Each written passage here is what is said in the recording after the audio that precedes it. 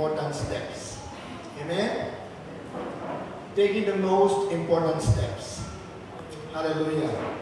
The Lord will bless His word today as it will be laid in our hearts. There are steps to take, and I know that it will be important for us to understand this as we will read this very popular and very familiar verse found in Matthew 6:30. Shall we read it all together, please? Shall we read it all together? Matthew 6:30 read. But seek first His kingdom and His righteousness, and all these things will be given to you as well. Amen. Pangita, uguna ang iyang gingalian o ang iyang pagkamatarong o kining tanang butang igahatag usab kanimo. Amen.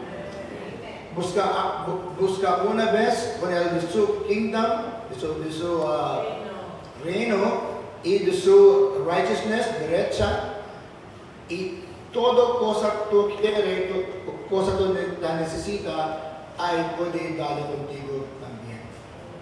Praise God. Now, these words were said by the Lord when He was teaching the apostles, the disciples, kung paano sila mabubuhay. Ano ang kanilang kakainin? Ano ang kanilang susuotin? Ano ang kanilang paano ma-meet ang kanilang mga pangangailangan araw-araw. And the Lord said this and used that particular need of the people to give to us a very important principle in Christian living. Ito po yung ating nakita dito. Sabi niya, instead of saying directly how to meet those needs like food, clothing, shelter, etc., the Lord said, but seek first God's kingdom and His righteousness. And all these things will be added unto you. All these needs, all these temporary needs, they are not the main thing. They are bonuses. But seek first the highest thing, the kingdom of God and His righteousness, and all these things will be added unto you as well. Amen.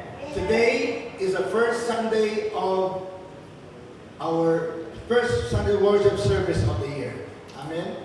So congratulations on making it this day. And what you are doing now, as you come today, is just like telling the Lord Jesus that He is your priority. Sinasabi mo lang sa Panginoon na, Lord, Ikaw ang prioridad ko, Panginoon. Of course, it doesn't mean to say that we only do this every first Sunday of the month, but this is just a thing that we can do just to guide us in every Sunday service of the year. So, again, what we're doing now is just like telling the Lord Jesus that, Lord, Ikaw talaga ang aming prioridad. Without you, we are nothing, Lord. Wala kami magagawa kung wala ka, Panginoon. Amen? So, He is our priority this year. Jesus is our priority.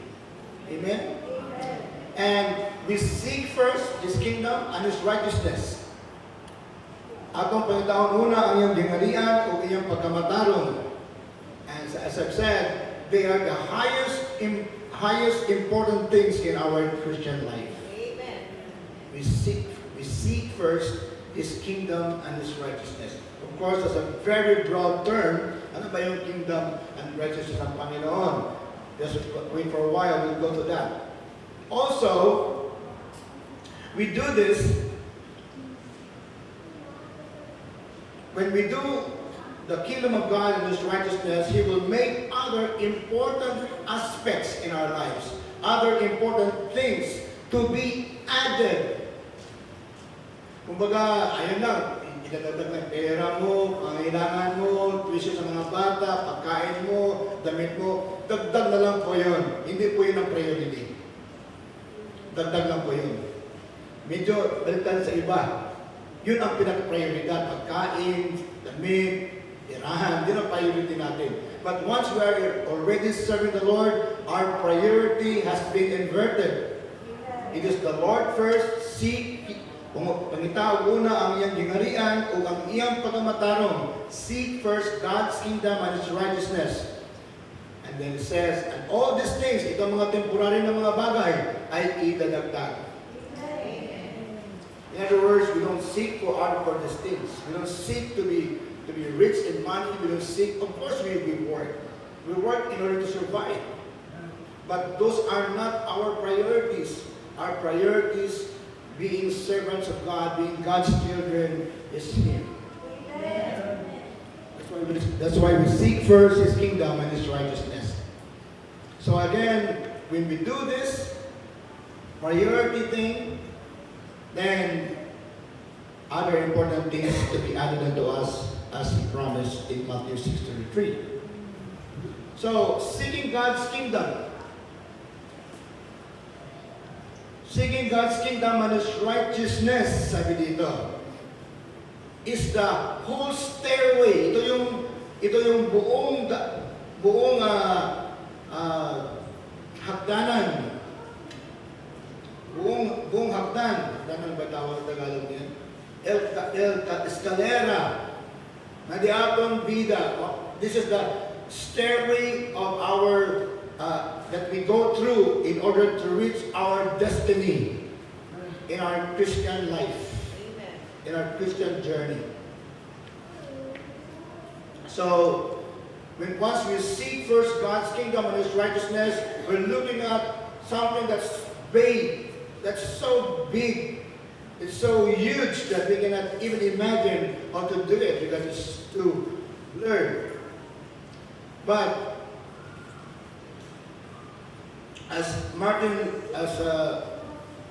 this one it is a continuous desire. Ito pong yung tawag natin seeking God's kingdom and His righteousness is a continuous desire as we grow spiritually.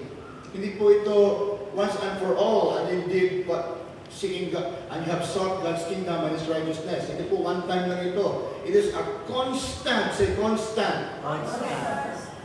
It's a constant aspiration. It's a constant seeking until we reach our destiny. So it's not a once and for all action. We have taken the step, the first step of the same principles, seeking first God's kingdom and His righteousness, since we started to follow the Lord Jesus. Ang tayo po ay tumanggap ni Jesus, doon po nag-start po ang ating pursuit sa paghanap sa kaharian at katarungan ng Panginoong Diyos. So, that's our first step, in the pursuit. But we take another part of each step, one at a time. It's a stairway, remember? Sa itong mahabang hagdanan, with alto escalera. Hindi pwede leap to kung ese, kabato, at talento na arriba. Hindi po pwede. It must be taken one step at a time, in a daily basis. Amen? Amen. So this new year is a great opportunity for us to step the most important steps as we step along this seeking God's kingdom and His righteousness stairway. So we take another part of its steps, one at a time. One at a time. Anam-anam.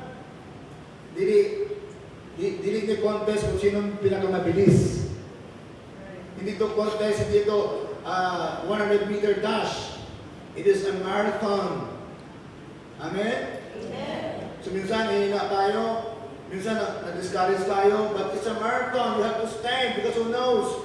You are still at the back, but you will as long as you will pursue, as long as you will persevere, you will be able to win.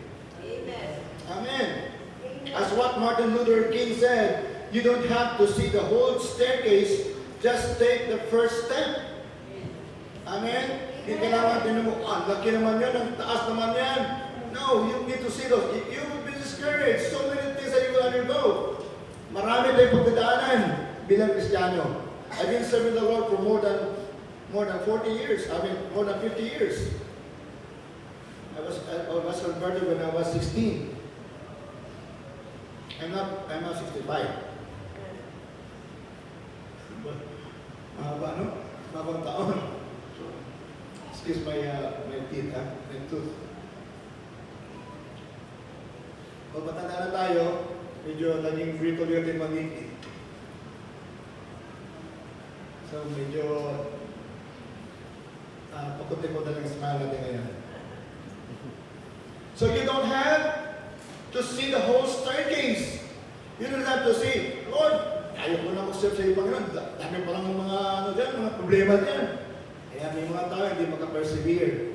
Kasi tinitingnan nila ang laki. Hindi naman gano'n ng Panginoon. In bite sizes. Anam-anam. Kada step is important. Amen. Amen. So don't see the whole staircase. Just take the first step. As you seek first God's kingdom and His righteousness, there are steps, important steps to take. And some of the steps are taken for 2 times or for 3 times because we failed the first step. We failed on stepping on those steps. You have to take it again.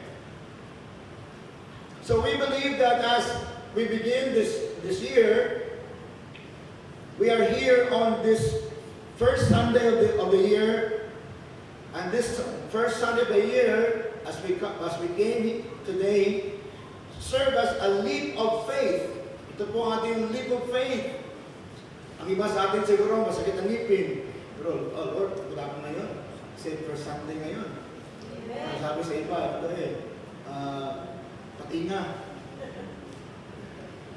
Kailangan may pera sa pitaka sa New Year. Kasi pag meron pera, buong taon na yun, hindi po totoo yun. Punuan mo pa ng pera ang bulsa mo. If you will not be good in managing your money, you will lose your money. But of course, this will serve as a leap of faith. You came today, maybe you don't have any money for the tricycle, you just took the jeepney.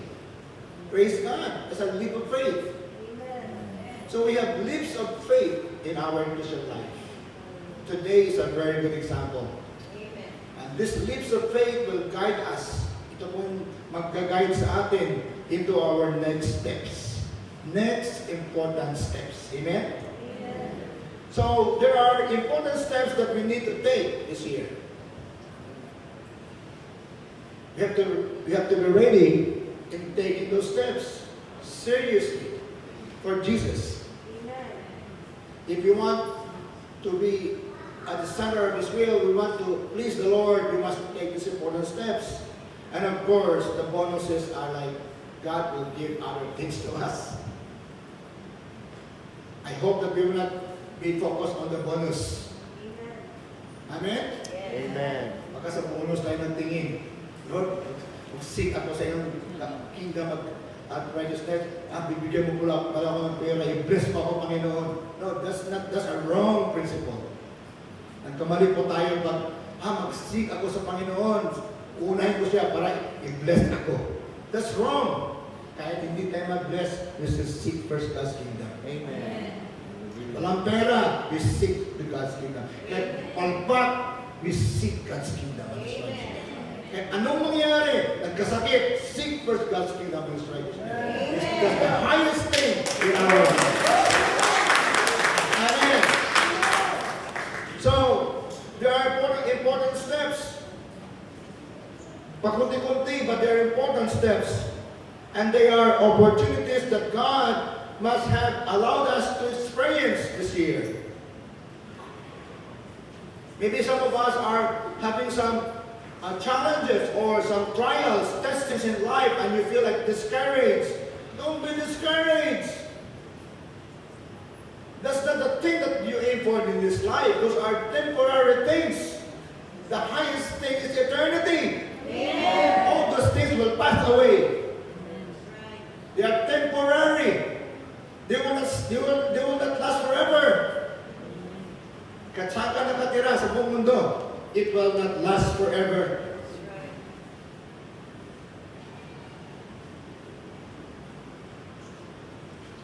The only thing that will last forever is when we are at the center of God's will. if we take the steps that God would like us to take, that's eternal. That's the most important thing, folks. Amen? Amen. Praise God. Kunti lang ata umaamin doon Amen.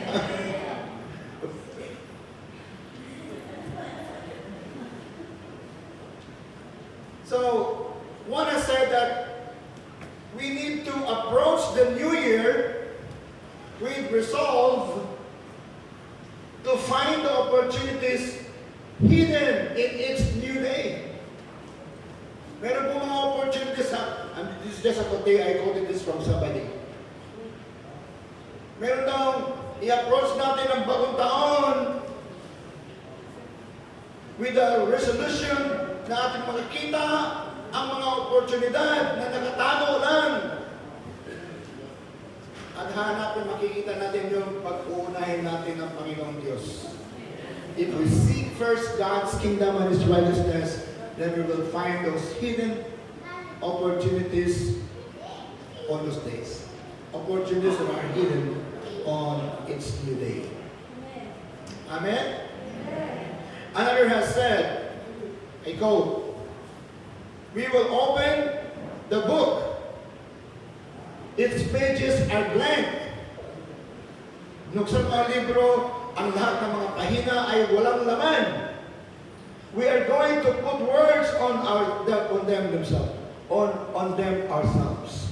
Tayo ang maglalagay ng laman sa mga pages na yon na walang laman. Ikaw ang maglalagay. The book is called Opportunity, and its first chapter is New Year's Day. Ito ang first chapter ngayon sa ating mga buhay for this year, and for the next year, and for the next years until Jesus comes.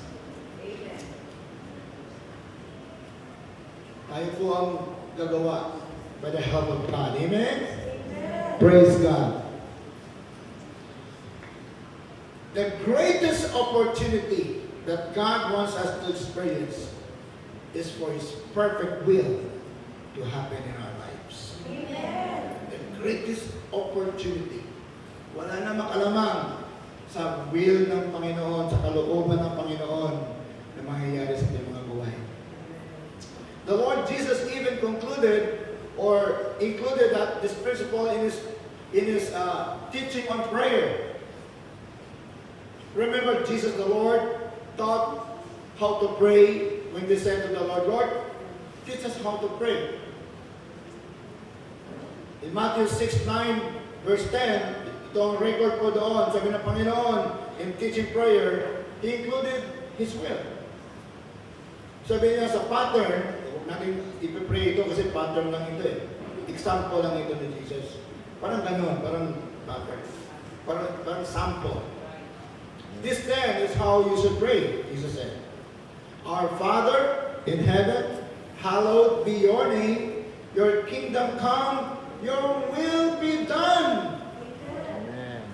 Sana sa ating mga prayer, palaging sinasabi natin, Panginoon, pintulutan mo na ang iyong kalooban ay mangyayari sa aking buhay. Amen. Sana walang iba, kapatid. That's the best prayer that we can say. The best prayer. Wala na po makalamang dyan. Your will be done on earth as it is in heaven. So God's will should be on the top of the list of those opportunities that we must expect to happen in our lives this year. Why? Because God's will is perfect. Amen? Perfecto po ang kalooban ng Panginoon. Your will be done. Now let's look on this year's, on this will of God. Ano itong mga will of God? It is God's will for us to, one, wait for His coming. It is always God's will for you and me to wait for the Lord Jesus coming. I'm serious, because the Bible is serious about it. We must wait for the Lord's coming. When you wait for something, you will not You cannot stop yourself from thinking about it always. Question: are we always thinking of the coming of the Lord Jesus? If we are not always thinking of His coming, that could be a bad sign that we are not really expecting for His coming. Now, when you have a loved one, say your parent, umalis sa Amerika or sa Europa, pagbalik nila, alam mo na mayroon siya maraming mga pasalubong para sa iyo. Will you not think of them all the time? Amen? Abang ganun din ang Panginoong Diyos, sobra pa dyan. He's going to come to take us from this world. He's going to take us from this world to reign with Him. Maghari uban kaniya. Amen. That's the promise of God. And not only that, He will take with Him and reign with Him not only for a time, not only for 10,000 years. Mali po yung kanto na 10,000 years, 10,000 years. It's not only 10,000 years. It's forever. We will reign with Christ forever. We cannot expound that. We cannot explain that further. Least we are going to water down the beauty of it by using our own words. We have to wait for Christ's coming. Amen. Amen. We believe that Jesus is coming soon. Amen. It's one of our tenets of faith, our four great doctrines and assumptions of God, that Christ is coming. He is our Savior. He is our healer. He is our baptizer of the Holy Spirit. And He is our coming King. Amen. Amen. We have a King. Hallelujah. And the King is forever. Amen. And we will live with Him forever. With things, with experience that's beyond our expectations. Amen. What do you think if you live in Australia? You say, wow, ganda siguro sa Australia ko natira. Or sa New Zealand, wow, ganda siguro. But that's nothing compared to what God will give us. Amen. Nothing! I think that's the best word to describe it. There's nothing to be compared in this world to living with Jesus for eternity. Amen. Nothing. So we're waiting for that. He said, let not your hearts be troubled. Believe in God. Believe also in me. In my Father's house are many mansions. If it were not so, I would have told you, I go and prepare a place for you. And if I go and prepare a place for you, I will come again and receive you unto myself. Amen. So that where I am, you will also be there. Amen. Church, this is the greatest thing in life. That's why we wait for His coming. That's God's will for us. Because when we are waiting for His coming, we will not do monkey business. Right. If a person is waiting for Jesus, he cannot think of sinning. If a person will wait for Jesus eagerly, he cannot think of other things more than anything that God will want him to do. He can even make serving the Lord like a game, like a game. Para lang parang happy enjoyment na ba? Simbal tayo. No, it's not. We're waiting for Jesus every time we gather together. That's why gathering together, like assembling ourselves together, is linked to the coming of Jesus. In Hebrews 10:25 it says, forsake not the assembling of yourselves together, inasmuch as the coming of the Lord is near.